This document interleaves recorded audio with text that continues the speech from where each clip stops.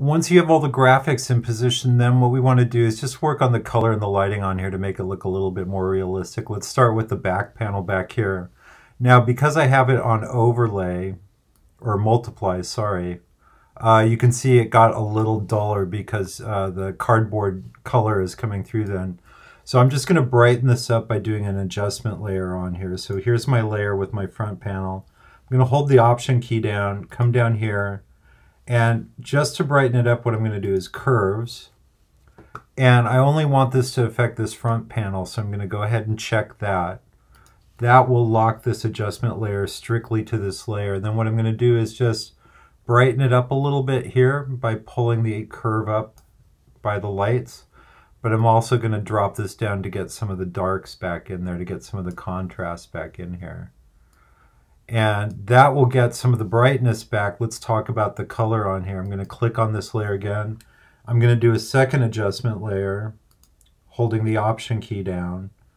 And for this one, I'm going to come up here, Hue and Saturation. And because this is under this other adjustment layer, it's pre-checked here. Go ahead and do that.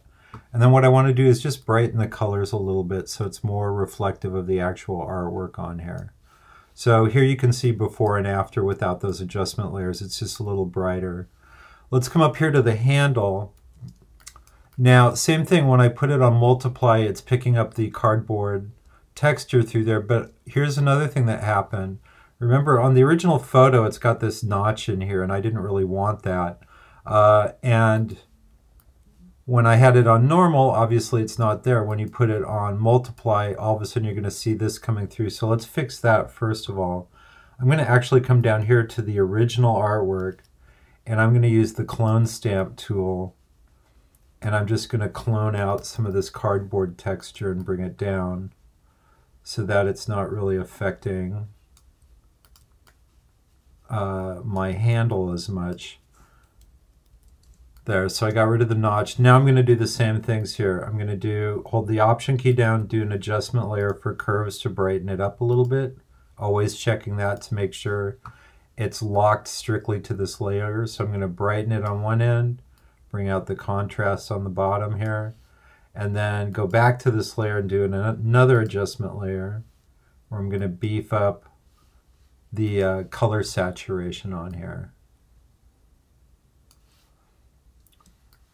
So that's already making it look a little more realistic. And then finally, we're going to come down here to the label. And so here's my label. And the more I look at this, I think it still needs to be scrunched a little bit more here. And again, this is really kind of an eyeball thing on here to get it to look realistic. Now, what's going to make this look better, if I turn the label off here, you can see the way this is lit. There's a little bit of a highlight coming down here. It's kind of flat lighting, but there'll be a little bit of a shadow on this side. So to make this look more realistic, I'm going to add a little bit of a highlight to the label and a little bit of a shadow to the label. And the way I'm going to do that, similar to an adjustment layer, I'm actually going to add two layers on top of this label. One's going to be for the highlight and one's going to be for the shadow. So here's what I'm going to do. Select the layer that has the label on it, hold the Option key down, but instead of going to an adjustment layer, come down here to add a new layer. And it will ask you, do you want to add a new layer? I do, but I want this to lock strictly to the label, so make sure that's checked. And then I can even call this, I'll just call this highlight.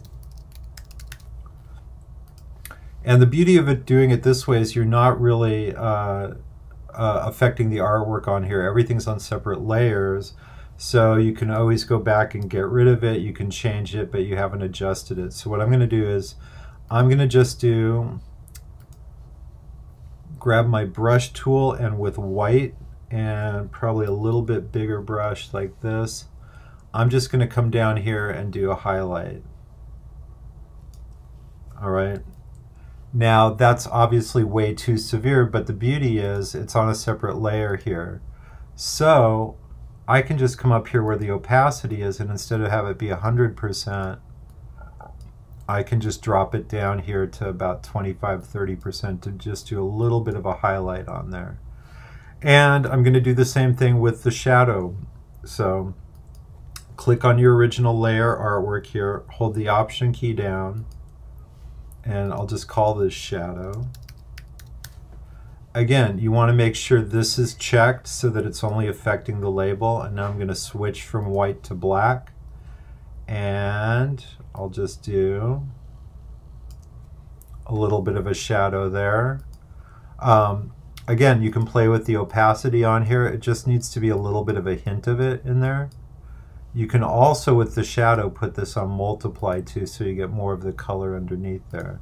So you only need a little hint of it. I've only got this at about 10% on there, and that's going to make it look much more realistic. And once you get all the artwork on here, you want to save this 2 ways, all right? Make sure you save for yourself a layered Photoshop file so that you could always go back and adjust this. I'm guessing on numbers now. Do 07.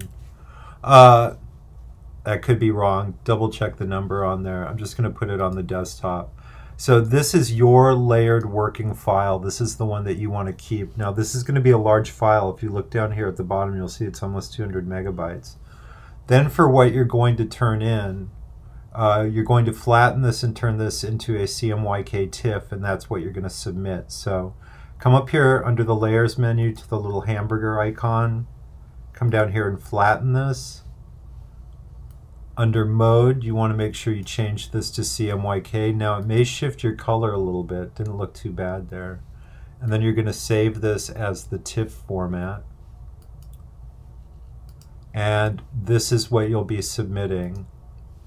All right, under the TIFF options here, make sure you have the right computer checked if you're on a Mac or a PC down here. Leave the others, go ahead and hit OK. And you'll see, even as a TIFF, this is quite a large file. It's 102 megabytes, so or even 75 when it's closed down. So you will probably more than likely have to use WeTransfer to upload this, to either send it into the class Gmail. You can try and upload it to Canvas. Canvas gets a little weird when you get large files like this, so you can try and upload it to Canvas. Or if that doesn't work, go ahead and use WeTransfer and send it to the class Gmail account.